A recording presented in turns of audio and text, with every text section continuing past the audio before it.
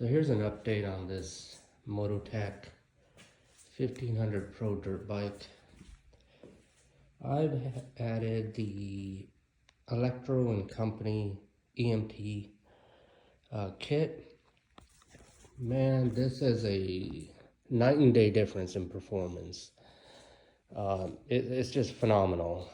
The motor here is original. The battery in here is original. The only thing that I changed was the grip. Now it's not a switch anymore. It's basically like a throttle on a gas-powered motorcycle. They give you this switch on and off. So the key is basically gone. This doesn't really need to be here. I left it here so when I go to the park or something, people think it needs the key to start. It kind of keeps people from wanting to get on it. A lot of kids like to jump on it. I put a speedometer here, and this is GPS based. I'll get closer. So there's no wiring. It's just powering on. If it powers on today, I think it might be dead. No wiring. It takes about 30 seconds to connect to some type of GPS system, and you get pretty decent accuracy. And this is, I think I had in my last one of my videos, this is my turn signals and stoplight for the back. This is just a standard bike light. Nothing special, no wiring here for those either. It's all wireless, internal built-in batteries that are rechargeable. But yeah, the performance is just crazy. Like, I weigh 175 roughly, so if you look at this, I think the top speed might still be recorded on this. That was about 33.1 is what I got. They say 35, but honestly, I haven't reached that yet. But I think if I was a little lighter, maybe. Also, this stuff right here gets eliminated with the kit. They do give you a new, I'll show you, voltage readout, and there's 3 different selections for speed.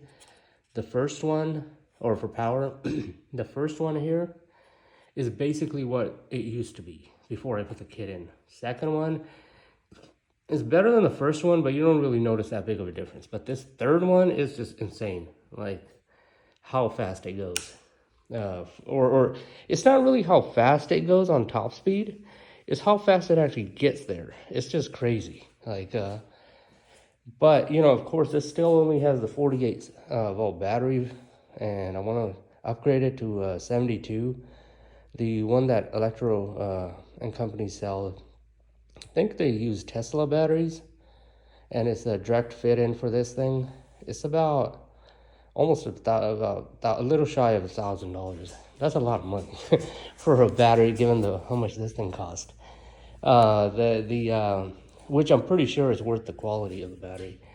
But I will keep updating if I add other stuff to it. But yeah, man, this thing is crazy. It's definitely ready for my son, who I originally bought it for, to go to a dirt bike track. It'll last. Definitely it'll go over a hill, or if it does it with my weight. You can see some dirt here. I took it through some areas, these new housing developments. If it could make it over those hills, it can easily do a dirt bike track. But he's a little short for it right now. But I'm gonna keep building. But also with the new kit, it has a lot of torque, so I don't know about putting them on it. Gas powered ones are powerful, but you have, it's still not the same thing as this. This is just DC, so you got a lot more torque, and he might just flip it over. So I'm thinking of getting him now the 36 volt version of this, and then just leaving it stock, see how that goes. Even with this one right here, even though I say it's similar to what it was when it was stock, it's still quite a bit of torque. You can definitely tell.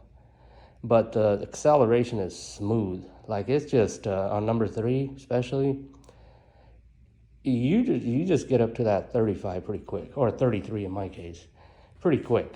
It's really, really huge difference between stock and what it is today. And by the way, if you are upgrading this, there is no fuse anymore. There used to be a fuse right here. If you have one of these bikes that came out right here, you can eliminate that because Electro&Co said you can use the kit, basically the battery, what do you call it? The safety mechanism that's in there. I forgot what it was called. Is good enough. You don't really need the actual fuse anymore, and it's not that easy to find that fuse. I had to order them from Mauser, but even at 60 amps plus, they blow out. It's just there's certain peaks on this, like at 80 amps. It's just not. It's hard to find a fuse that high, and well, the current you can find, but the actual voltage level for 48 volts plus. By the way, this kit actually goes to 72 volts, so you don't have to do anything. You just stick a new battery in there and plug it in. That's 72 volts and go that way. But yeah, I'll keep it up to date, see, or if I update anything else, see if I can make another video on it.